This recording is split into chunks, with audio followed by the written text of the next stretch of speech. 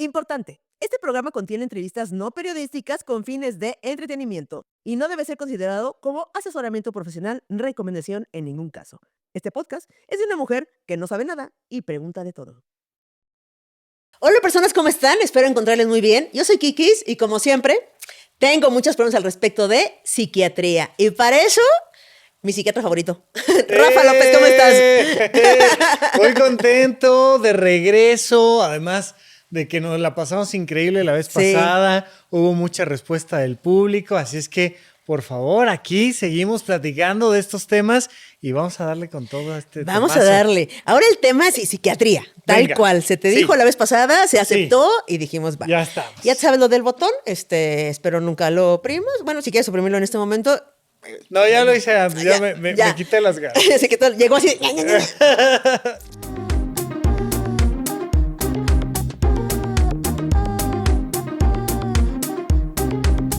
¿Qué es la psiquiatría, Rafa? Bueno, la psiquiatría es una rama de la medicina. Ok.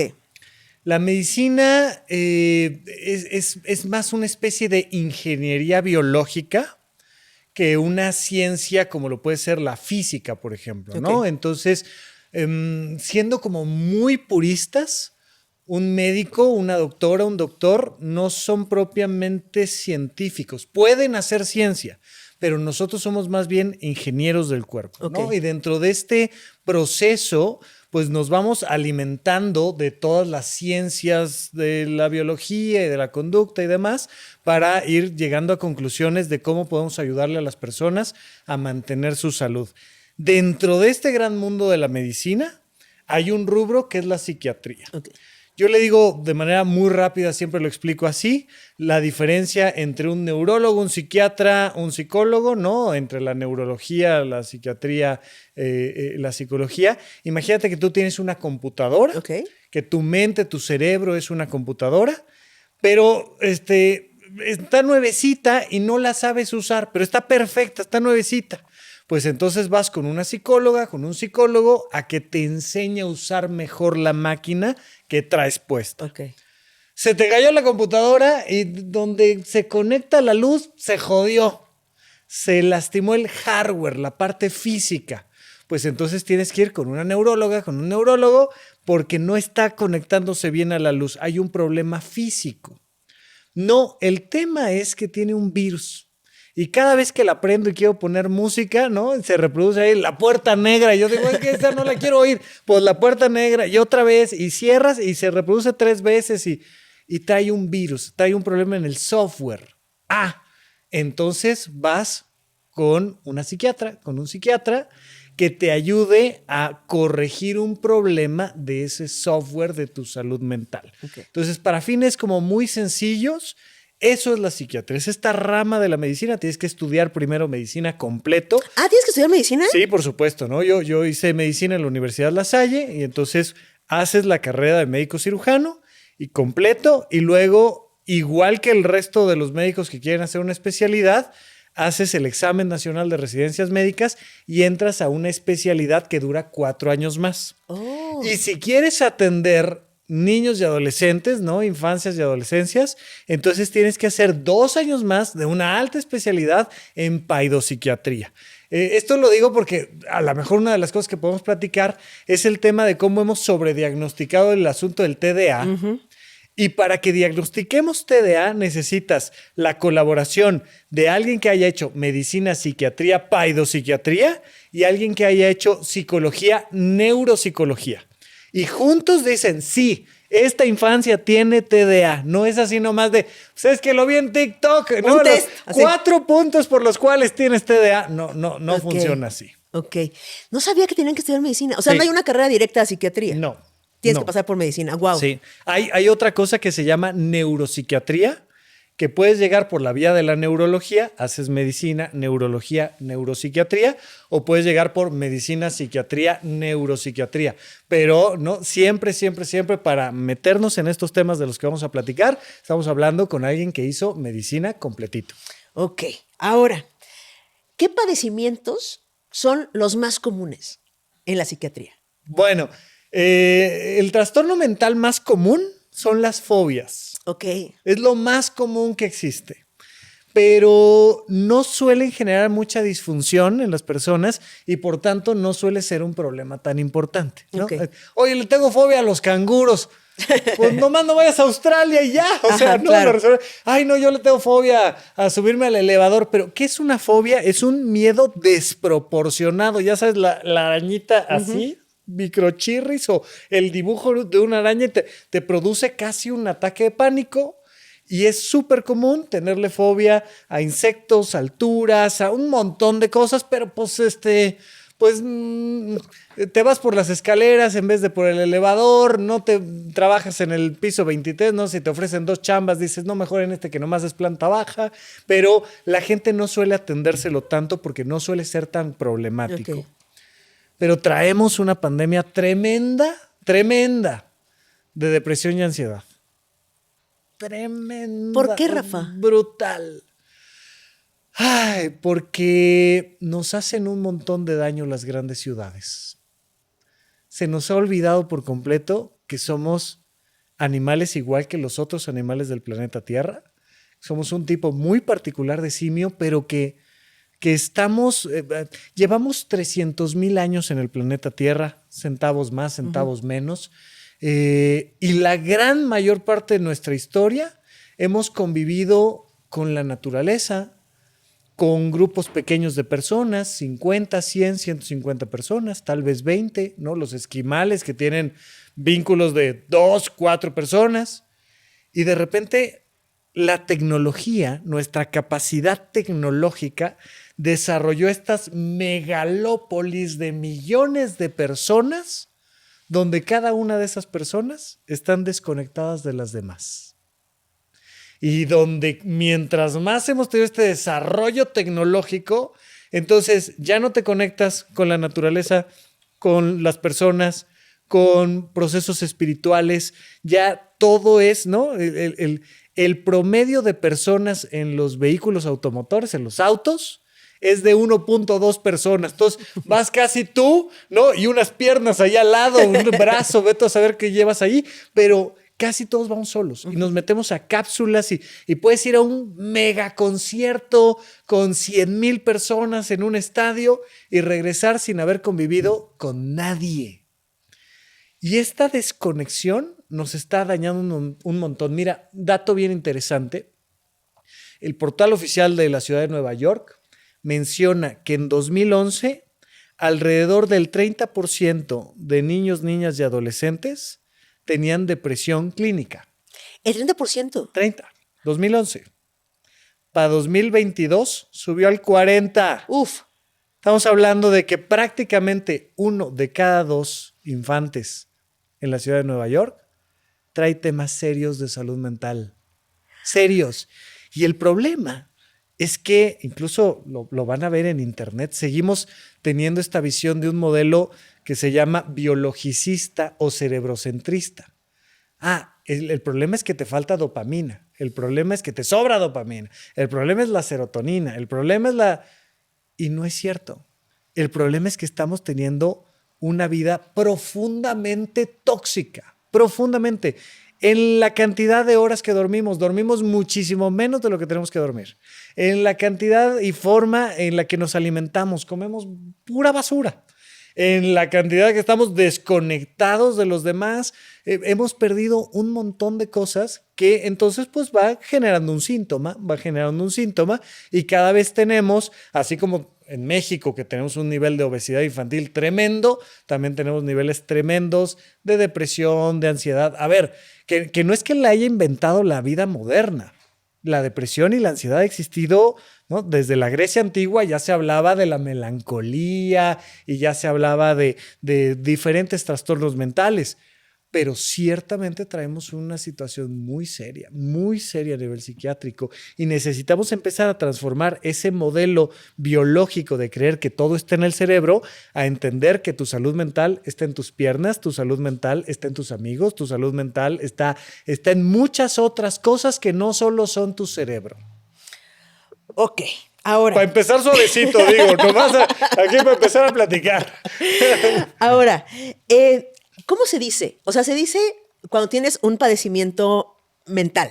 Se dice enfermedad mental, se dice ¿Cómo es la manera correcta de decir la enfermedad mental? Mira, hace ratito estábamos platicando que mi podcast empezó hace 9 años y en aquel entonces Supracortical tenía un eslogan que cambiamos por motivos comerciales, pero que decía, aquí todos estamos locos, ¿no? Y es una frase sacada del libro de Lewis Carroll, de Alicia en el País de las Maravillas, donde Alicia está platicando con el gato y le dice, pues es que tú estás loca. ¿Y cómo sabes que estoy loca? Pues muy fácil. Aquí todos estamos locos, ¿no? Y entonces esta palabrita de la locura, que ha tenido implicaciones sociales, políticas, económicas y mentales, ¿no? La dejamos atrás hace mucho tiempo. O sea, loco ya no se dice. Pues cuando hablamos de la locura, ¿no? Que yo, insisto, no, a mí no me parece ofensivo hablar de la locura, si le damos esta visión más trascendente, artística, integradora y entendemos que hay de dos. O la locura no existe y nadie está loco. O todos. O la locura existe, que es lo más probable, y aquí todos estamos locos, ¿no? Pero en términos médicos y de salud, utilizamos el término trastorno mental a diferencia de una enfermedad. Las enfermedades son más esto semejante a las infecciones, ¿no? Robert Koch decía que para que una enfermedad fuera enfermedad requería un agente causal, síntomas y que fuera repetitivo. Son varios criterios, pero básicamente es, oye, todas las personas a las que se les mete el bicho de la influenza tienen estos síntomas. Y cuando le quitas el bicho, se le quitan los síntomas. Por tanto, tiene una enfermedad. En la salud mental no es así, es más un conjunto de síntomas que pueden ser causados por varias cosas y por eso le llamamos con otra palabra trastorno. Puedes tener depresión por temas genéticos, puedes tener depresión porque te cortó el novio, puedes tener depresión porque te corrieron del trabajo, puedes tener depresión por una enfermedad médica porque te dio demencia o porque tienes alguna otra lesión cerebral. Entonces, como puedes tener los mismos síntomas por varias causas, le llamamos trastornos mentales, ¿no? Y entonces tenemos estos libros de la OMS, CIE, ¿no? Es este manual universal que utilizamos para determinar qué es un trastorno mental y del lado como más occidental, americano, tenemos el DSM, ¿no? Este manual diagnóstico de las enfermedades mentales, de los trastornos mentales y entonces tenemos conjunto de síntomas que sabemos que puede venir de aquí, de acá, pero que sobre todo tratamos de corregir los síntomas. Los psiquiatras, que es un problema, es parte del problema de nuestro constructo, nos enfocamos más en solucionar los síntomas que en identificar las causas y resolver las causas. Sí. Así está construida la psiquiatría. Esa es como la manera en la que nosotros nos manejamos. Ahora, ¿existe el cerebro, entrecomillado, normal? O sea, ¿existe un cerebro meta? ¿Sabes? Claro. A ver, siempre les digo que a diferencia de lo que la gente cree, sí, la normalidad sí existe. ¿Ah, sí? Claro que sí. La normalidad existe porque la normalidad es un concepto más bien estadístico, matemático. Sí, la normalidad tiene que ver con una curva de distribución normal, ¿no? Pueden buscar la imagen y es la clásica curva de la estadística con una línea media, que es lo que te marca la media estadística, y de ahí hay rayitas que te dicen la mayoría de las personas están entre estas desviaciones estándar, esas son las personas normales. Y siempre uno dice, ay, yo me quedé tantito al lado, yo no terminé en esta estructura de la normalidad. Y de ahí hay dos definiciones de la normalidad: la normalidad común, la normalidad frecuente, y la normalidad ideal. Cuando uno está estudiando medicina, uno estudia el ojo normal o el corazón normal o el cerebro normal. Pero resulta que normalmente nadie tiene un ojo, un cerebro, un corazón normal. Todos tenemos un corazón más bien común. En ese sentido, todos nuestros cerebros son cerebros normales en cuanto a que son lo común, pero ninguno de nuestros cerebros es un cerebro normal en cuanto a un cerebro ideal. Y sin duda alguna, el elemento más complejo del universo conocido, de todo lo que hay en el cosmos, en el universo que conocemos, no hay absolutamente nada más complejo que el cerebro humano. Es el órgano más complejo de nuestro cuerpo. a pesar de que hay animales muy inteligentes que no tienen cerebro, como los pulpos, por ejemplo, ¿no? Los pulpos son inteligentísimos, pero su cerebro, digamos que está distribuido en todo su cuerpo. No tienen un sistema nervioso central como el que tenemos nosotros, que pertenecemos a los animales cordados, a los que tienen un sistema nervioso central y cuerdas nerviosas que salen de ahí. Y que por tanto debemos de dejar de creer que el cerebro es la inteligencia, ¿no? Que el cerebro es la conciencia, que el cerebro, de nuevo, tenemos que dejar de lado esta idea de que cuando hablamos de psiquiatría hablamos del cerebro. Por eso mi podcast se llama Supracortical, que significa arriba de la corteza cerebral, lo que nos hace humanos más allá del cerebro. Pero sí, este cerebro hay que cuidarlo, hay que conocerlo, hay que entender que es un sistema complejo y que, ¿no? Se dice por ahí que si pudieras pensar en Nueva York como una ciudad plana, ¿no? Imagínate, pues, como una capa de ciudad, y eso lo pudieras hacer una esfera 360, todos los palabras que se dicen, mensajes de texto, taxis, toda la comunicación que te puedes imaginar en Nueva York, si fuera en 360, no alcanzaría a ser tan compleja como es nuestro cerebro. Wow. Y de ahí por eso me quiero enfocar en cuidado cuando vean en internet estas cosas de, es que abrazar un árbol te sube la serotonina. Y es como, no entendemos todavía lo que hace la serotonina y la dopamina como para pensar que serotonina buena, dopamina mala, o que no, solemos ultra mega simplificar en pro de una explicación cosas que son infinitamente complejas como nuestro cerebro. Ok, ahora, si tú tuvieras un padecimiento, o sea, si un psiquiatra, psiquiatra, sí, una persona que se dedica a la psiquiatría. Que tengo los míos, por supuesto. ¿Sí tienes? Sí. ¿Tú te puedes tratar a ti mismo? Depende. Depende. A ver, mira. Yo tengo ciertos rasgos de TDA. He tenido algunos episodios depresivos, sobre todo en la universidad, cuando estaba estudiando y pasaba muchas horas sin dormir, me daban cuadros depresivos. Mi abuelo materno tenía un trastorno bipolar bien puesto, pero bien puesto. De repente pasaban semanas, meses en las que se le botaba el trastorno bipolar y se vestía de frag, se iba a la cantina a invitarle tragos a los amigos a las 2 de la mañana, dejaba de trabajar, todo un tema. Hubo una ocasión en la que estuve, ya sabes, como rumeando esto de que se te mete una cancioncita y no la dejas de escuchar todo el día. Sí. Como 3 días dije yo, esto ya valió. O sea, traigo aquí Ya no, la chona, ya, por Dios. Ya, por Dios, era una canción de Dua Lipa, ahorita te cuento. Pero hay circunstancias en las... traigo un cuadrito de insomnio que me estoy tratando yo a mí. ¿No? Y que de repente empecé a dormir 5 horas, 4 horas y media, 4, 3, ¿no? Un día desperté, dije 3 horas y estoy fresco como lechuga, esto no está bien. Y me empecé a atender yo a mí mi insomnio. Pero muy fácilmente puedes caer en un cuadro depresivo que ya no te permite el mismo cuadro tener la lucidez para atenderte. Puedes caer en un episodio psicótico y entonces salirte de la realidad y no hay manera de que te atiendas. Puede ser que te sientas con mucha más confianza de depositar las indicaciones médicas en alguien más. Decir, oye, mejor yo vengo y te platico y tú me preguntas y me atiendes y a lo mejor sí, pues me voy a meter un poco en mi tratamiento. Oye, ¿no creerás que mejor esto o lo otro? ¿No? Entonces, no es como sí o no, pero en general, digamos que lo más adecuado sería acudir con una compañera, con un compañero y decirle, oye, estoy trayendo este temita, ¿qué tal si me ayudas a atenderlo? Sería lo ideal.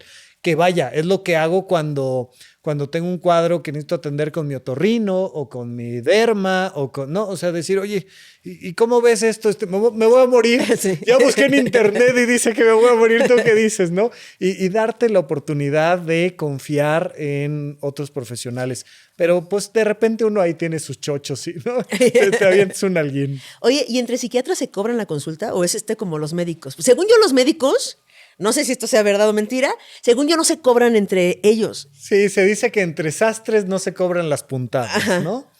Va de temas a temas. En asuntos de salud mental, en psicología y en psiquiatría, hay también como por ahí la cultura de decir, es que si no estás pagando, entonces como que no te comprometes con el proceso terapéutico. Pero sí en general, entre compañeros solemos no cobrarnos o cobrarnos menos.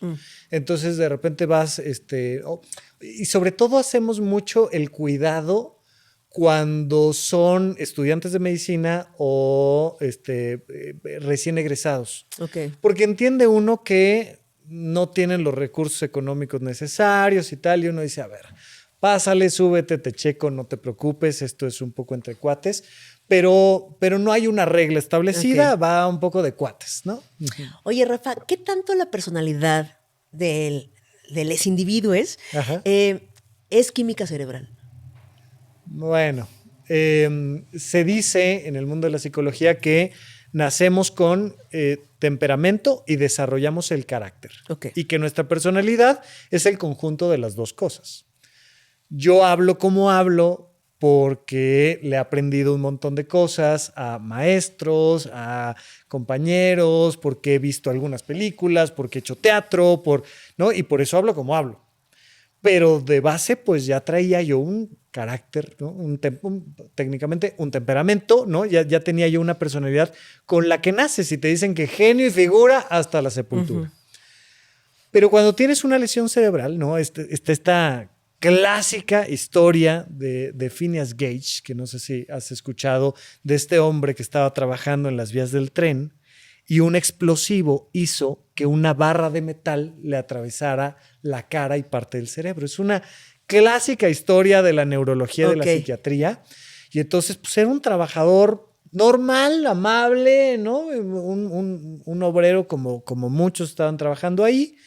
Y sufre este accidente y le atraviesa la parte frontal de su cerebro y le cambia la personalidad. Ahí y después, con el caso de Cabañas, nos dimos cuenta que uno podía recibir un balazo en el cerebro y no morirse, ¿no? Y entonces nos vamos dando cuenta que no todo nuestro cerebro es vital, pero que sí determinan mucho nuestra manera de percibir e interactuar con el mundo. Entonces, una lesión cerebral puede generar un cambio en tu personalidad. Y entonces ahí es donde mucho este biologicismo dice, pues es que la personalidad radica en tu cerebro. Pero hay personas que tienen un mismo cerebro, que no sufren ninguna lesión y de repente van a un curso, a un retiro, emprenden un proyecto, conocen a alguien, se enamoran y les cambia la personalidad. O tener una experiencia cercana a la muerte, ¿no? A lo mejor no de que te lastimaste el cuerpo, pero de repente decir, ¡oh! Es que estuve en medio de una situación y me volví la persona más espiritual y amorosa y amable, ¿no? Entonces, entender que es más bien un constructo entre nuestro cerebro y las cosas que vamos viviendo. Y de nuevo, quedarnos únicamente en la idea de que nuestro ser humano es nuestro cerebro, es tener una visión muy, muy, muy, muy limitada, pero vaya que es importante nuestro cerebrito para todo lo que somos. Ahora, hablemos de las terapias controvertidas de la psiquiatría. ¿Te parece bien? Ay, está bueno. Los electroshocks. Ok, Rafa, ¿qué onda con los electroshocks? Primero, o sea, los electroshocks los damos lunes, miércoles y viernes en el Instituto Nacional de Psiquiatría a las 7 de la mañana. Esto es verdad. No sé. Claro que sí, por supuesto. Lunes, miércoles y viernes. ¿Y se siguen usando? ¿Cómo pasa? ¿Qué? Pues mira, hasta el 2015 que yo salí del hospital, sí, yo asumo que se siguen usando, ¿no? Estoy prácticamente seguro de que seguimos utilizando los electroshocks. A ver, espérate. Primero, ¿son como en la tele? O sea, ¿son como las películas estas que te ponen como dos cosas, te dan algo que morder y empiezan como un ataque? Exacto. Empiezas a temblar. ¿Es así? Lamentablemente no. A ver, no, afortunadamente no. Afortunadamente no. Pero sí fue, por supuesto, ya sabes que, oye, voy a estudiar medicina. Y te dicen, pues vamos a ver cómo te va en el anfiteatro, ¿no? Como que todo el mundo sabe que un día te vas a tener que enfrentar al estudiar medicina a ver un cuerpo cadáver ahí, ¿no? Acá en psiquiatría, pues por supuesto que es, oye, voy a entrar a dar electroshocks. ¿Qué onda? ¿No? Y es bastante aburrido, bastante aburrido. Ok. A ver, te cuento primero cómo son Sí. y luego te cuento por qué los usamos. Ok. Llegas a las 7 de la mañana como doctor, ¿no? Y estás esperando al paciente y el paciente llega en una silla de ruedas, tranquilo, consciente, amable, todo bien. ¿Le vamos a dar su terapia electroconvulsiva? Sí, es la 4ª ronda que me dan. Ah, perfecto, ok, muy bien. ¿Cómo está? Lo tenemos en ayuno porque, bueno, pues no puedes ayunar antes del procedimiento, pero en un momento lo pasamos. Sí, muchísimas gracias. Y hay una camilla, y es una especie de quirófano con su camilla, y estoy yo de psiquiatra, hay un anestesiólogo, y entonces llega el anestesiólogo y empieza a preparar sus cosas, y suben a la paciente o al paciente a la camilla. Y el anestesiólogo le pone estos baumanómetros que usamos para tomar la presión arterial. Estos son unos manguitos que tienen velcro. Los ponemos en la pantorrilla, en una pantorrilla. Inflamos el manguito y eso hace que uno de los pies no reciba sangre. Ok. El resto del cuerpo recibe sangre normal. Y el anestesiólogo anestesia a la persona, de tal manera que la única parte que no está anestesiada es el pie. Oh, ajá. Y damos, ¿no? Entonces colocas unos electrodos, tal cual, como un poco como en las películas, son un poquito más estéticos a la fecha, pero tal cual como en las películas, aquí en la 100 pones material de conducción, un líquido, y pegas ahí los electrodos, la persona está dormida, anestesiada, y tienes un botoncito más pequeño que ¿no? Que hace menos ruido que luego le pegué pip, y entonces empiezas a ver cómo el pie se mueve, tac, tac, tac, tac, tac, tac, tac, tac, tac, tac, tac, y de repente, ¡pum!, se queda así tenso el pie, tenso el pie, tenso el pie, y entonces uno acá está tomando nota, sí, al segundo tantos, ok, pues muy bien, y de repente el pie se relaja y dices, ok, paró. Al mismo tiempo, tenemos un electroencefalograma que nos permite ver que hubo una crisis convulsiva, se ven las rayas del electroencefalograma, y entonces dices, yo vi la convulsión en el pie y yo medí la convulsión en el electroencefalograma, lo cual significa que me permite saber que sí hubo una crisis convulsiva. Tiene que pasar de ciertos segundos y no durar más de tanto tiempo, que son minutos, ¿no? Dura promedio minuto 10, una crisis convulsiva, ¿no? Y eso significa que fue una crisis efectiva. Ok. Y fue impresionante. El procedimiento es muy aburrido, muy aburrido. O sea, nada más ves moverse el piecito y se acabó. Y la persona pasa a recuperación como en cualquier otra cirugía, se despierta de la anestesia, despiertas un poquito no sabiendo dónde estoy, quién soy, pero después de un ratito empiezas a recuperar el proceso, afecta un poco la memoria, pero insisto, la vas recuperando. Pero un día llegó un paciente, más pronto que tarde, llegó un paciente que estaba en catatonia. Cuando tú te sales de la realidad, se llama un síndrome psicótico. Ok. Esquizofrenia, ¿no? Y entonces te sales de la realidad y oyes voces, ves cosas, te sales a caminar desvestido y te metes a la fuente ahí de los coyotes de Coyoacán. Pero si esa psicosis empeora,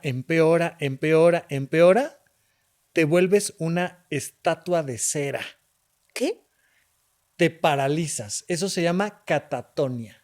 Oh. Ya no comes, ya no bebes agua. Te toman el brazo y te lo ponen así y el brazo se queda así. La persona está convertida en una estatua de cera. ¿Qué tan común es eso primero? Pues te digo que lunes, miércoles y viernes, hombre. Tú que no me crees, hombre. ¿Qué te estoy diciendo yo? Ajá. Es súper común porque tristemente las personas que tienen un trastorno mental de este calibre se tardan alrededor de 15 años en recibir atención. Wow. Entonces, es común porque la terapia electroconvulsiva, los electrochoques, se utilizan como último recurso. Ya no le puedes dar pastillas. O sea, no bebe agua. Lo puedes inyectar más o menos, pero tienes una persona que ya no está bebiendo, ya no está comiendo. Es una urgencia. Y entonces pasa electrochoques y está mucho mejor al día siguiente. Y tiene 3 sesiones y está de regreso.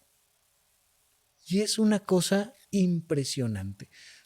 Personas que llegan súper agresivas, diciendo que somos el diablo, que los queremos encarcelar y les vamos a robar el alma y no sé qué tal, y que son personas violentas, físicamente violentas, que tenemos que contener físicamente, y después de un par de sesiones te dicen, ay, doctor, perdóneme, no estaba yo en mí, lo lamento mucho, pero es de la noche a la mañana. Cuando he llegado a hablar de electrochoques,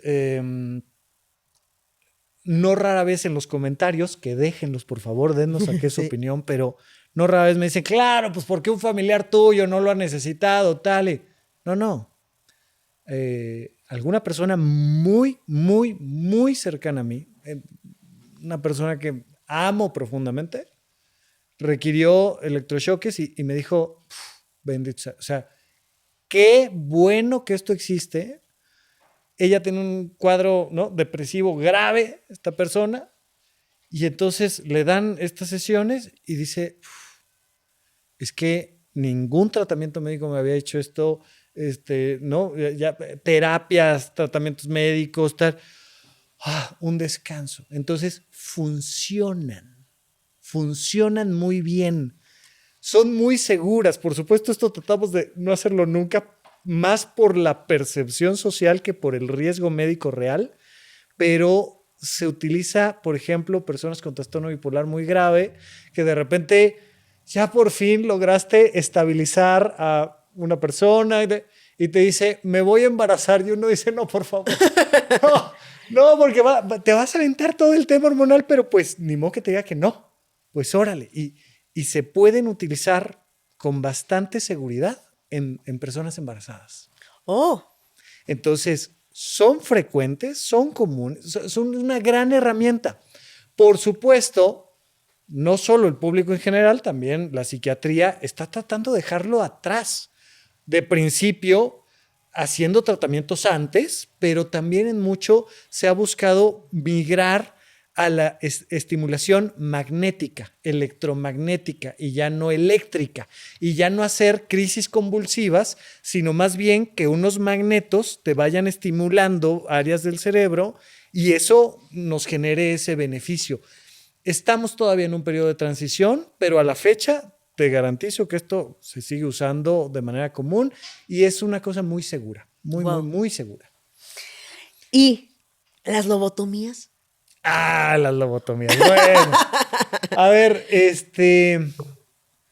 tanto las lobotomías como... Bueno, primero cuéntanos, perdón, ¿qué es una lobotomía?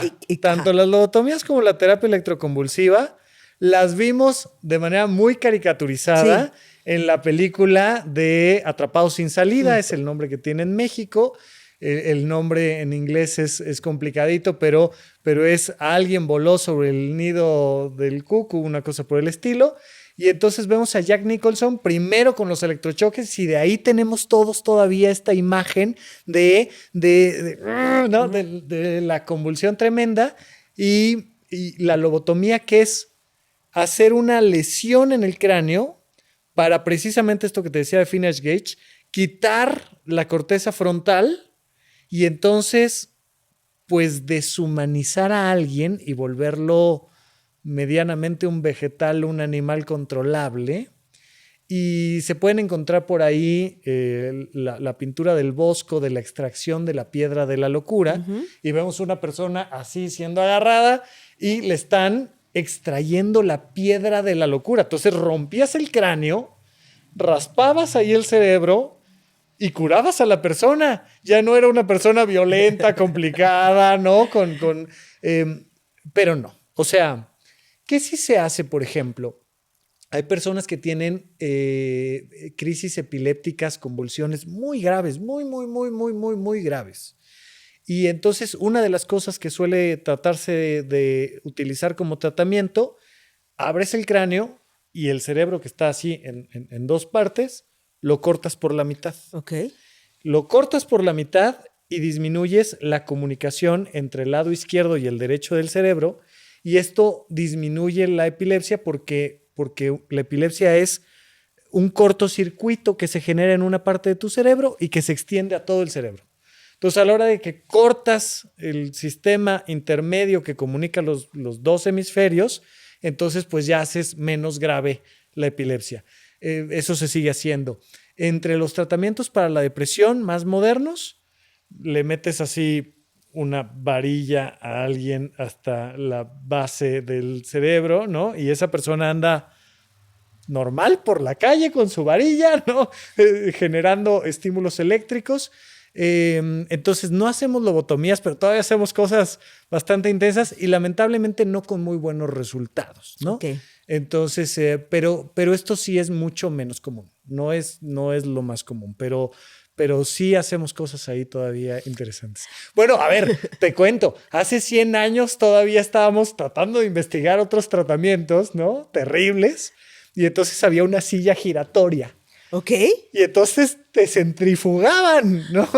Y te estaba hablando de hace 100 años. O sea, sí. La psiquiatría es una rama de la medicina muy joven y con un área de estudio muy complicada.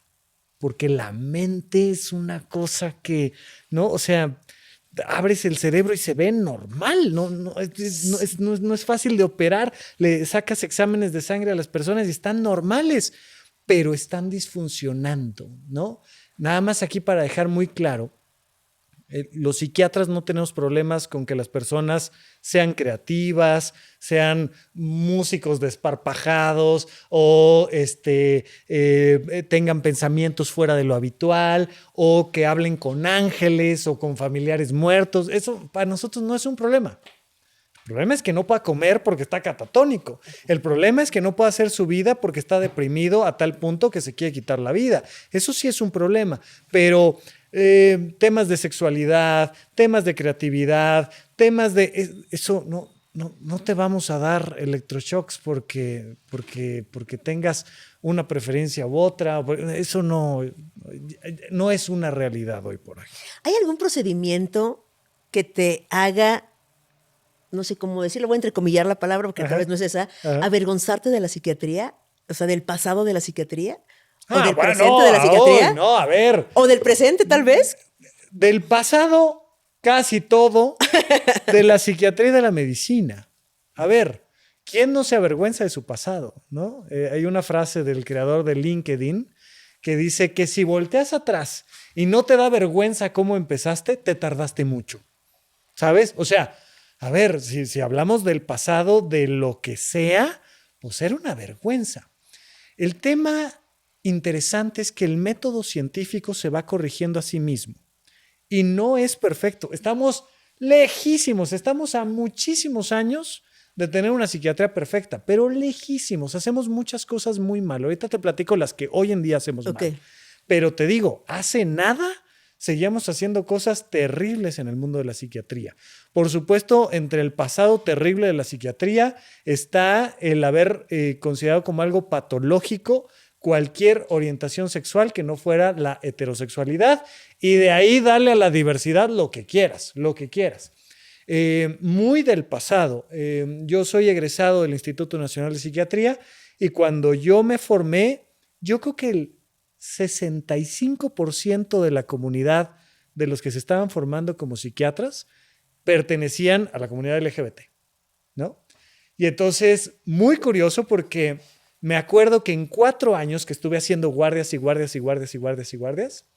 en 4 años, una vez festejamos que éramos una guardia heterosexual. Luego, desfile Pride aquí, a la inversa, padrísimo, porque nadie de los que estaban de guardia eran gay, lesbiana, no, nadie. Y por supuesto, pues de repente llegaban con toda la indignación. Me acuerdo mucho de un amigo mío que dijo, me llegó aquí una mamá que para que le convirtiera a su chamaco. Y le dije, señora, este no es el lugar correcto, ¿no? O sea, ¿no? Y todo este show. Pero en el DSM-2, ¿no? Está patologizado el tema de la orientación sexual. De nuevo, tratamientos terribles que hemos hecho y utilizado. Y a la fecha, el grave problema que tenemos tiene que ver con que todavía no hacemos la psiquiatría de manera adecuada. Sujetamos a las personas cuando se ponen violentas. Okay. Eso significa que nos tardamos muchísimo tiempo en atender correctamente a una persona. Significa que llega un momento en el que no nos queda de otra para apoyar a esa persona que sujetarla con cuerdas, ¿no? Son unos cintillos especiales y unos magnetos y tal. Se trata de hacer el menor tiempo posible, etcétera. Pero lo tienes que sujetar a una cama. Y cuando yo estaba haciendo psiquiatría, estábamos en las discusiones de si era correcto o no que te sujetaran como estrella a la cama, ¿no? Y decir, oye, mínimamente vamos a juntarles las piernas, porque ¿qué sentirías tú de estar en esta posición que te deja en total vulnerabilidad? Hay muchos lugares en la República Mexicana donde se siguen maltratando a las personas. Te diría yo soy egresado del Instituto Nacional de Psiquiatría. Está acá cerca de nosotros, en el sur de la ciudad, el Fray Bernardino Álvarez. Son hospitales que en general son la cúspide en la búsqueda de dar una atención humana a una persona que tiene un trastorno mental. Y tenemos problemas. Y acá nos dejarán muchos comentarios de decir, yo fui y a mí me trataron mal, me vieron feo, pero en verdad, si yo me tuviera que hospitalizar en un lugar por un problema de salud mental, yo me hospitalizaría en el Instituto Nacional de Psiquiatría. Hay una búsqueda del respeto desde tu personalidad, orientación, el cuidado mismo de tu salud. O sea, en general tratamos de hacer las cosas muy bien y yo diría que sacamos un buen 7, 5, 8, ¿no? Okay. Pensando en que falta mucho para un 10. Idealmente, deberíamos de tener una atención en psiquiatría donde no hubiera hospitales psiquiátricos, donde te acompañaran tus pares, tuvieras profesionales en un ambiente amable, cálido y no en esta cosa que no sé si alguna vez has tenido la oportunidad de entrar al Fray Bernardino, al Nacional de Psiquiatría, pero pues sí todavía tenemos estas infraestructuras antiguas, muy de un hospital frío, medio carcelario, aunque la atención ha mejorado muchísimo. Pero lamentablemente seguimos teniendo lugares que ¿no? Lo que les llaman las granjas, los anexos, donde todavía hay un abuso tremendo de personas con adicciones, de personas con depresión, de personas que contra la ley, porque esto no se puede hacer legalmente, contra la ley, pues secuestran a un familiar, ¿no? Y es que está loco y es que hizo no sé qué tal y entonces queda recluido contra su voluntad. Entonces sigue habiendo muchas cosas de las cuales avergonzarse. Y ya en un sentido mucho más modernista, mucho más... No, pues mi tema es que yo sigo empujando la idea de que la psiquiatría no puede ser biologicista y cerebrocentrista. Y entonces seguir creyendo que vamos a resolver los trastornos mentales con pastillas o con inyecciones, estamos muy lejos de entender lo que es la felicidad, la calidad de vida, lo que necesitamos de conexiones humanas. Entonces nos falta todavía, pero pues no hay de otra. Tenemos que ir por este camino tratando de construir algún día la psiquiatría que queremos tener para que todas las personas... Es que entendamos que el objetivo de la psiquiatría es que las personas tengan una vida feliz y plena. Uh-huh. Ahí vamos. Ok, ahora fíjate que mi siguiente pregunta justo iba sobre estos hospitales, esas clínicas, ¿no? Antes llamados manicomios, supongo que ya no se les dice así, ¿no? No, por supuesto que no. Entonces, fíjate que a mí un amigo me dijo, lo quiero confirmar contigo, que justo en el San Bernardino tú puedes ir como un ciudadano cualquiera de a pie y decir necesito ayuda y te dan la consulta gratuitamente. Okay.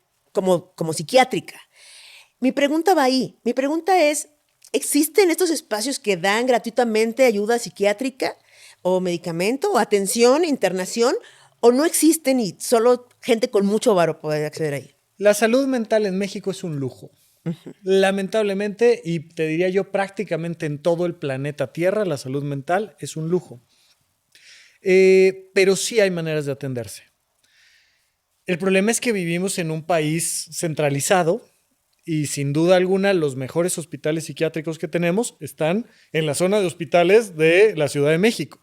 Hay otros, sí, hay opciones, sí, pero tenemos atención gubernamental y atención privada. Y la atención privada, como en todo en la salud de nuestro país, es muy cara, ¿no? Muy cara. Y tenemos sobre todo centros de atención en adicciones muy buenos, privados, impagables, o sea, verdaderamente carísimos. Y a nivel gubernamental, el Fray Bernardino Álvarez, el Instituto Nacional de Psiquiatría, son hospitales públicos. Cualquier persona puede ir. Y en el Instituto Nacional de Psiquiatría para 2015, yo supongo que se han ajustado los costos de allá para acá, pero no demasiado, la consulta de urgencias costaba menos de 300 pesos. Ok. No es impagable, ¿no? Y te hacen, una vez que entras como paciente, te hacen un estudio socioeconómico y tus consultas van a ir ajustadas a tu nivel socioeconómico. Hay muchas personas que la consulta les sale casi gratis, pero no gratis. Pero yo tuve la oportunidad de rotar en la Clínica de Género y Sexualidad dentro del Nacional de Psiquiatría y teníamos mujeres normalmente referidas por instituciones judiciales, por la PGR o PGJ, no me acuerdo qué P era en aquel entonces, pero que venían por un tema de violencia de género. Y por venir referidas de esta manera, hubo un tiempo en el que se les daba la consulta gratis y el tratamiento gratis. Oh. Después nos quedamos sin opción para darles el tratamiento gratis, pero la consulta sería completamente gratuita, ¿no? Y ahí me tocó casos muy rudos, ¿no? Y el problema, como todo en la atención gubernamental, es que pues te damos la consulta hoy y la siguiente en 3 meses. O 6, ¿no? O sea, sí. Yo creo que el margen real de consultas en temas de género era entre 2 y 4 meses, dependiendo de condiciones. Para temas de salud mental, o sea, imagínate una persona que acaba de ser víctima de una agresión sexual terrible, tal, pues necesitas echarle toda la carne al asador, pero eso requiere pues, dinero y requiere recursos de mucho tipo. Entonces, sí te puedes atender, sí te recomiendo que te atiendas. Si tienes la duda, ve. Hay un área que le llaman preconsulta, que ahí te decimos si necesitas atención psiquiátrica o no y dónde te la pueden dar. Y hay lo que se llama SECOSAM, Centros de Atención en Salud Mental a lo largo de toda la ciudad. Y hay en toda la República puntos de atención, no suficientes, pero hay maneras de atenderse. Los psiquiatras somos de los especialistas menos abundantes en la República. O sea, cirujanos hay muchísimos. Psiquiatras, creo que el número andaba por ahí de 5,000 para toda la República Mexicana. Wow. No tengo ahí el dato, pero a ver si ahorita nos lo dan. ¿Cuántos millones de personas somos en la Ciudad de México? Sí. 5,000 psiquiatras, bueno, no hay manera. Y entonces, pues lamentablemente todavía es muy complicado atenderse con profesionales y luego muchos no están actualizados. Hay cositas ahí que te quiero platicar de hacia dónde nos está llevando la tecnología en temas de psiquiatría, pero sí se puede uno atender medianamente en temas de salud mental en México. Oye, y en un tratamiento psiquiátrico, si algo sale mal, Ok. ¿hay alguna responsabilidad del psiquiatra? O sea, por ejemplo, si yo voy al médico y algo sale mal, ¿puedo yo demandar al médico por negligencia médica? Por supuesto. ¿Y en la psiquiatría también? También, por supuesto. Sí, pues cómo no, por supuesto. Al final es una especialidad médica. ¿Qué no podemos hacer, por ejemplo? ¿No? Es mucho más factible que un cirujano te deje una gasa, ¿no? Y que te pueda sacar la gasa y decir... Oye, ¿qué hubo, brother? O sea, se te perdió algo, ¿no? Claro. ¿Dónde lo dejaste? a un psiquiatra, ¿no? Los psiquiatras no hacemos procedimientos invasivos, sí, la terapia electroconvulsiva, pero de nuevo se le explica al paciente, se firman consentimientos como si fuera una cirugía y pues se entiende que hay una serie de riesgos, etcétera. Pero nosotros somos una especialidad pues muy poco demandada pues porque poco te hacemos, ¿no? O sea, no te caí bien, pues no regresas y ya, ¿no? Como que es difícil. Pero, por ejemplo, si una persona me dice, ¿sabes qué? Yo no le encuentro sentido a la vida, ya no quiero seguir adelante. Y yo le digo, tienes toda la razón. Oye, te recomiendo que le hagas así. Yo estoy incurriendo en un crimen. Es como si yo participara en quitarle la vida a alguien. Ujú. Eso me puede costar, ¿no? Mi licencia, años en la cárcel. Eso es algo que yo no puedo hacer. No importa que la persona me explique y me ultraexplique por qué está tomando la decisión de quitarse la vida. Mi responsabilidad médica es decirle, creo que te podemos ayudar, hospitalízate, tómate esto. Ya me hospitalicé todas las veces, yo ya me tomé todo. Y uno además muchas veces sabe que es cierto que nos hemos quedado sin herramientas. Pero no le puedes decir a alguien, órale, va, pues aviéntese. Sí, yo creo que sí. Eso prohibidísimo. Y por supuesto que muchas veces muchos psiquiatras incurren en temas de violencia, abuso, manipulación, y claro que se puede demandar a profesionales de la salud mental, por supuesto, por supuesto. Órale. Ahora, ¿hay algo que ocurra en la psiquiatría que debamos de saber? Ya sabes, esas cosas que dices, esto lo tendría que saber toda la gente. O sea, ¿por qué no saben esto? Bueno, para empezar, que pueden pedir la cédula profesional de su psiquiatra, oigan. Para empezar. Porque ya se acuerdan de Puebla, ¿no? Y traíamos ahí un escandalillo Oye, hace qué tiempo. escandalazo. Oye, pues es que tu cédula profesional, tanto de medicina como de psiquiatría, es un número público. Es un número que tú le puedes preguntar a tu psiquiatra y que lo puedes poner aquí, ¿no? Y ese es mi número para que mínimamente sepas. ¿Y eso se googlea? ¿Cómo sé Sí, si...? le pones ahí cédula profesional y le pides a tu médico, le pides su número o normalmente en la receta, si te receta algo, ahí en la receta viene su cédula profesional y en el sello que tienes que poner viene la cédula profesional y la pones en internet, es un dato público, la pones en Google. Y te sale ahí buscador de cédulas profesionales y te dice Rafa López estudió en La Salle y en la UNAM. Entonces es algo que, por favor, vayan con alguien que mínimamente tenga esto. Segundo, entender que vaya que uno de los elementos fundamentales es que te haga sentido lo que tu psiquiatra te está diciendo, ¿no? O sea, que no... Esto de que, ay, es que no voy a ir al psiquiatra porque me va a medicar, hospitalizar. No. Es alguien a quien estás contratando para que te ayude a sentirte mejor. No es alguien que tiene poder sobre tu salud física o mental, sobre tu libertad. No. Es alguien que está a tu servicio y que se debe de comportar como tal. Todas las personas que estudian medicina y que ejercen la medicina están a tu servicio. Ya tenemos que dejar muy atrás esto de que el doctor me regañó. ¿Cómo que me regañó? O sea, es como que vaya un decorador de interiores a tu casa y te regañe y te, ay, no, por Dios, no es posible. Te dije que quitaras ese color y vas a... No, o sea, por favor, no. Tenemos que entender que los médicos estamos al servicio de las personas, ¿no? Qué hermoso. Ahora, viene la pregunta. Sí. Rafa. Las farmacéuticas, Sí. de alguna manera, Sí. presionan, sugieren, coercionan a los psiquiatras para recetar algún tipo de medicamentos. Bueno, a ver, entendamos que las farmacéuticas son un negocio. Y todos los negocios presionan, manipulan, hacen marketing. Por cierto, no olviden suscribirse.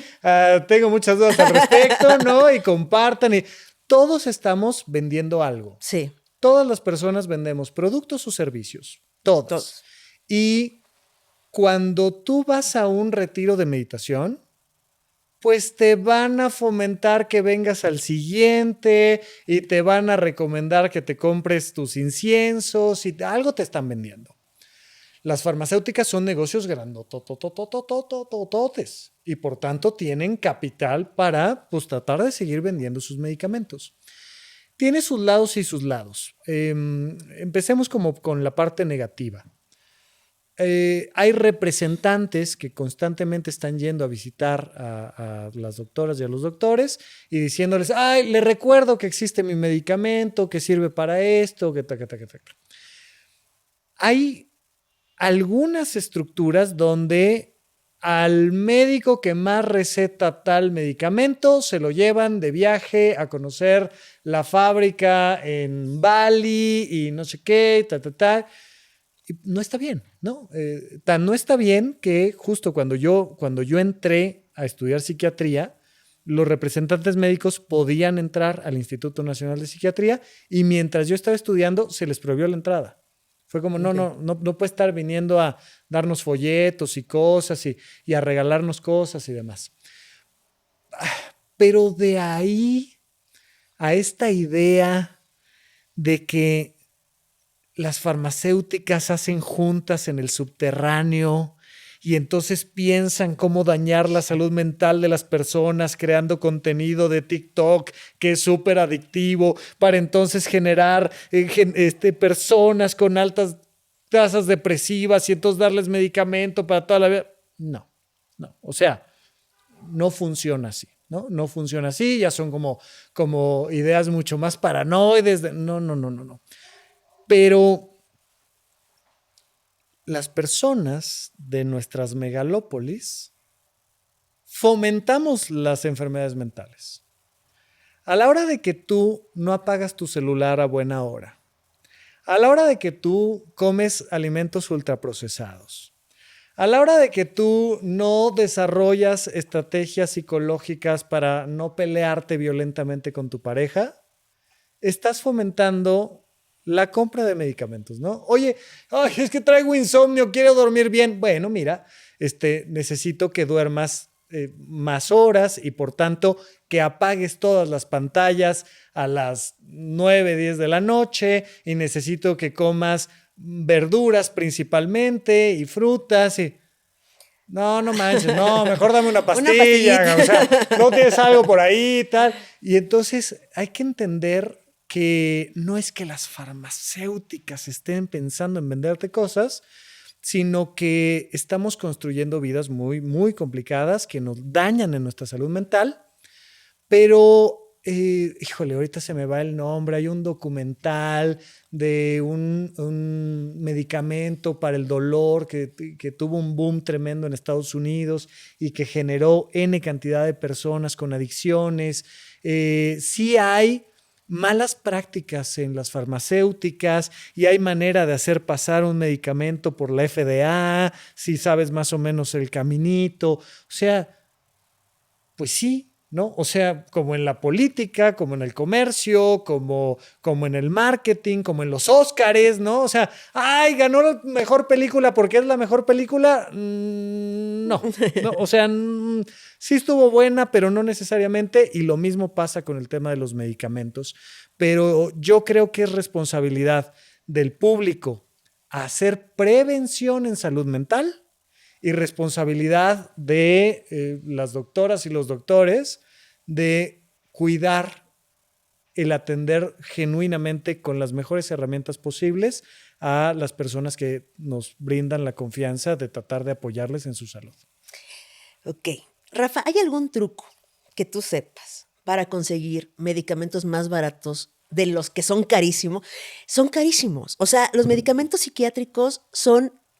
O sea, yo no uso por suerte ningún medicamento, pero sé que son carísimos. Pues promedio 1,000 pesos la caja, ¿no? Por ponerle un número. Por ponerle un número. ¿Hay alguna manera de conseguirlo más barato? ¿Hay algún truco? ¿Hay algo? A ver, y era la otra parte que te iba a decir. Cuando una farmacéutica desarrolla un medicamento, no me acuerdo si son 5 o 10 años, pero tiene 5 o 10 años para explotarla comercialmente como un producto únicamente de esa farmacéutica. Ok. A partir de cierta fecha, por obligación, tienes que liberar la fórmula. Okay. Para que entonces otras farmacéuticas que no gastan en investigación, que no gastan en toda la mercadotecnia y tal, tomen el medicamento y desarrollen copias. Las copias en psiquiatría son bastante buenas. Ok. O sea, un medicamento genérico de psiquiatría es bastante bueno y sí te puede costar un tercio menos o una mitad menos, pero no deja de ser un tratamiento caro. Ok. No, o sea, sí tienes que meterle unos 500 pesitos a la caja y muchas veces estás tomando 2 o 3 medicamentos o 4 y entonces te gastas, qué sé yo, entre 2,000 y 10,000 pesos al mes de medicamentos. Ya déjate tú de la consulta y todo lo demás.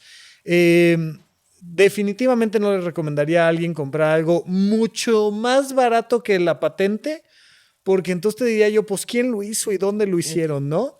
No hay mucha forma de brincarse ese costo. Lo que sí es un problema serio es que es bien complicado comprar en las farmacias y con tu receta dada por tu psiquiatra un medicamento controlado, y es bien fácil comprarlo en el mercado negro.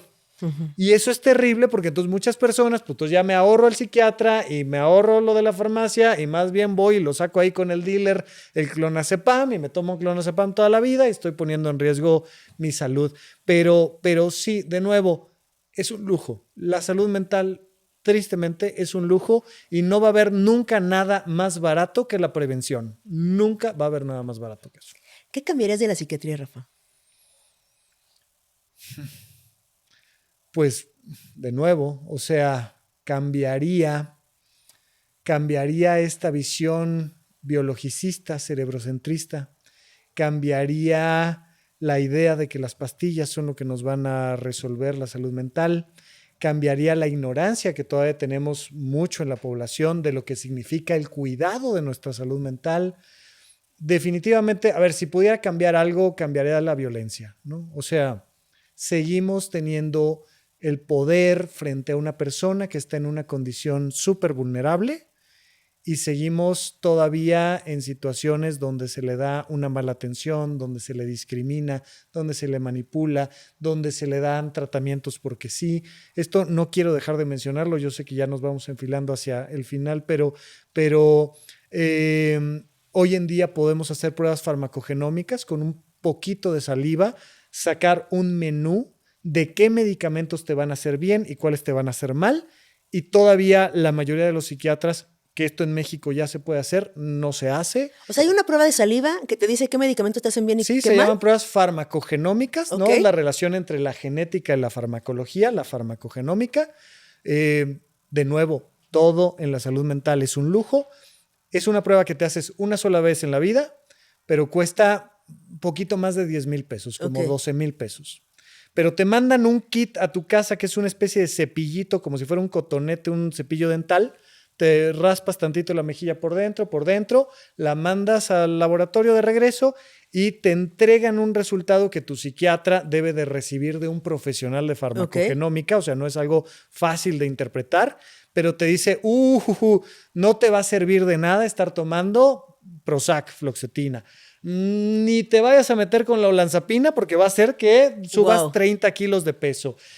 Cuidado con la lamotrigina porque te puede dar un síndrome que se llama de Steven Johnson y se te pela la piel, es una cosa peligrosísima. Pero la venlafaxina te va a caer súper bien. Okay. Y entonces puedes pasar de un tratamiento de 6 pastillas que no están funcionando a 1 o 2 que sí funcionen, ¿no? Wow. Y esto es una revolución tremenda. Sí tiene más esto un perfil biologicista, ¿no? De decir el medicamento te va a curar, que yo insisto, hay muchas otras cosas, pero sí es algo que se puede hacer. Entonces, a mí me encantaría que así como nos hacemos el tipo de sangre, ¿no? Yo sé que soy O negativo y eso cuesta bien barato. Me encantaría que todas las personas que requieren un tratamiento farmacológico tuvieran acceso a pruebas farmacogenómicas y que dejáramos de hacer violencia, autoritarismo en el mundo de la psiquiatría. Oye, Rafa, ¿cómo sé yo si tengo que ir al psiquiatra o al psicólogo? Claro, tú tienes que pensar si necesitas atenderte con un profesional de la salud mental y ese profesional te tiene que decir si vas bien o te regresas. Ok. No es tu responsabilidad saberlo, ¿no? Ni siquiera qué tipo de terapia tomar, no. Tienes que ir con un buen profesional que te diga, no.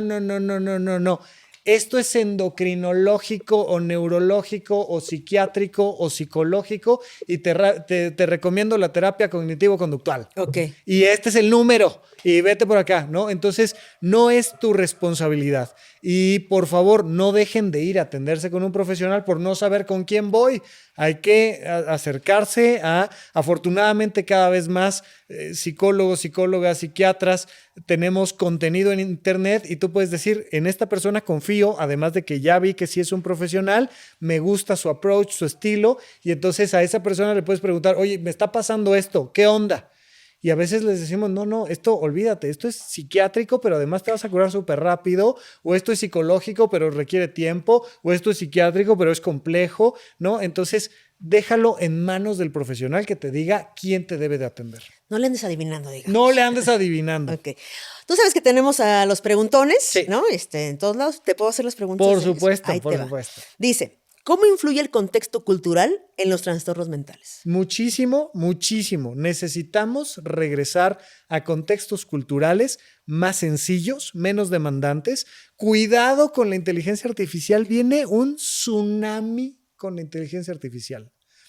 Rápidamente, yo sé que tenemos poquito tiempo, pero a ver, se inventó la lavadora con la promesa de que tú ibas a echar a lavar tu ropa e ibas a tener tiempo para ir al parque con tu familia. Y dado que se inventó la lavadora, ahora tenemos muchas más cosas que hacer.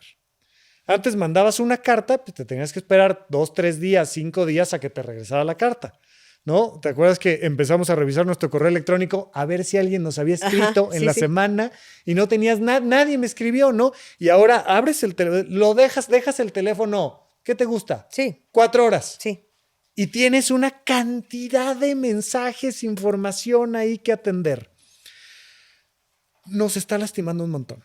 Y la inteligencia artificial nos va a lastimar mucho más y nos va a ofrecer también muchas más soluciones. Vamos a ver de qué lado se mueve la báscula, pero la inteligencia artificial nos va a permitir encontrar muchos mejores tratamientos, nos va a permitir por fin estudiar los sueños, porque ya estamos pudiendo proyectar los sueños y empezar a analizarlos y decir, mira, ayer soñaste esto. ¿Qué? Eso ya lo podemos hacer. ¿Qué?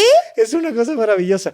Ya lo podemos hacer. La inteligencia artificial nos va a ayudar a eliminar el síndrome de Down y muchas otras condiciones genéticas.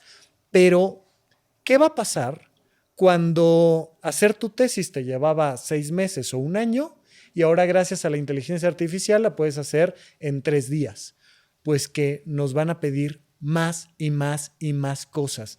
Estamos durmiendo cada vez menos y eso es peligrosísimo. Estamos teniendo información todo el tiempo que nos satura, es peligrosísimo. Entonces, necesitamos como humanidad madurar hacia empezar a destecnificarnos. Tenemos que empezar a tener horarios libres de uso de tecnología. Necesitamos contextos culturales más orientados a la filosofía, a la religión, al arte. Y si no ponemos el freno nosotros, o sea, la mercadotecnia y la inteligencia artificial nos va a abrumar.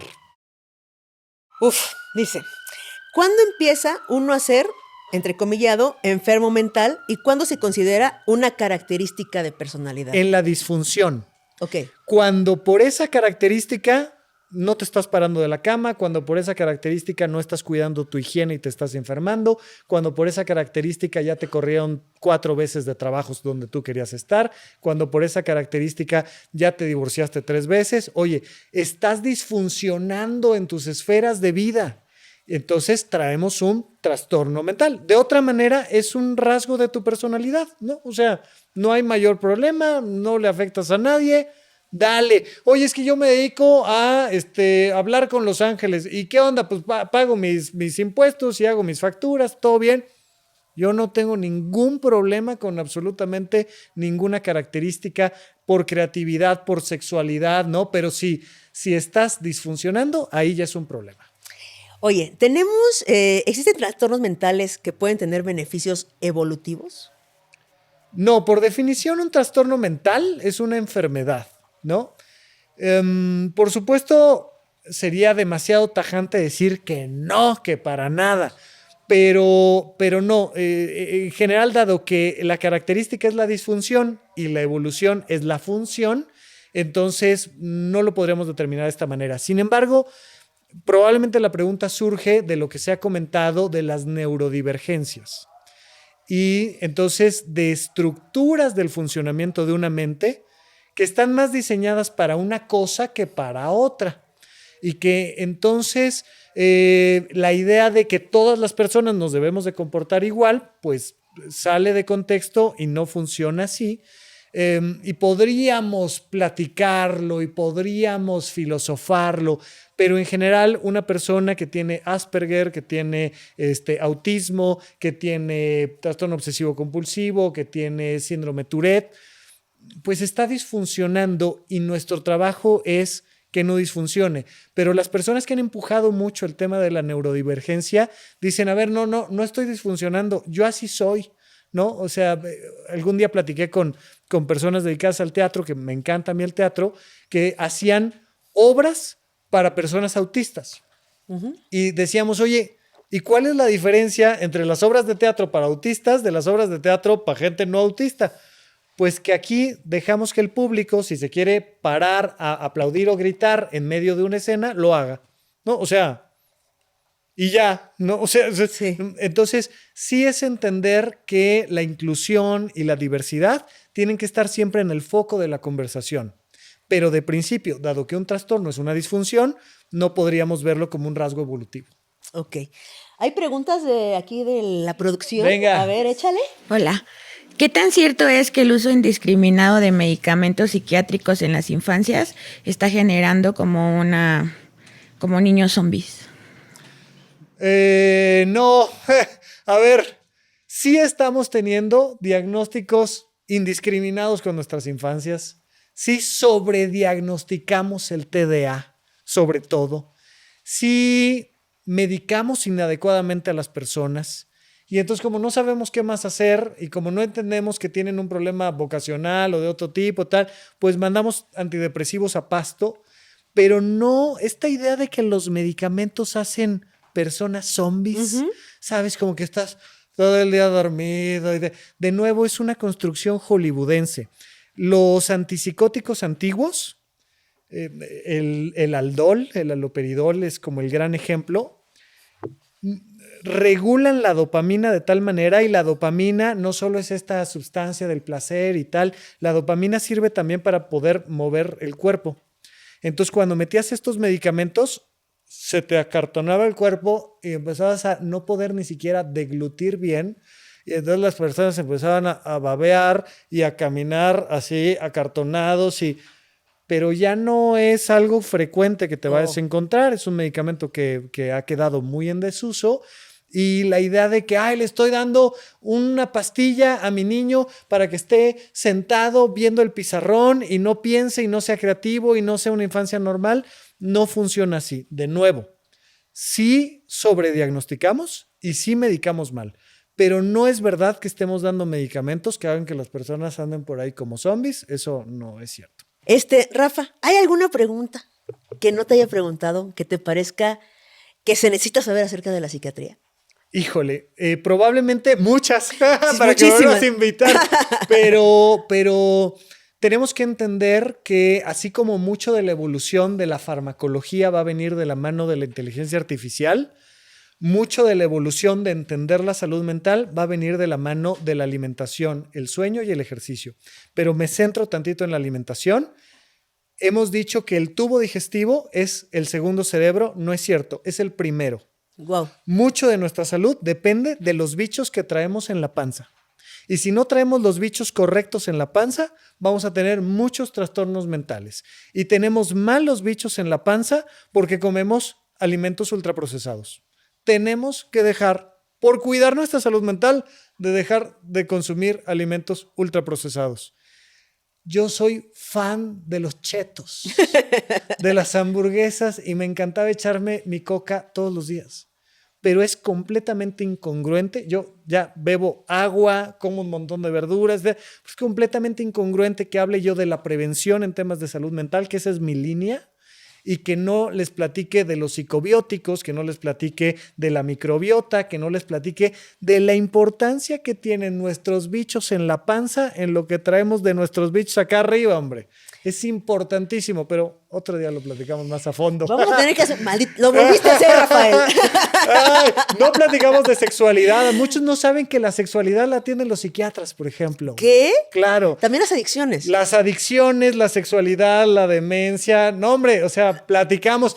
Y otro día platicamos de las sectas que también son ¿Qué? muy interesantes. Pues ya sabes. Ya sabes que aquí estamos. Rafa, Chiquis. muchas gracias. Gracias Ay. por venir a platicar.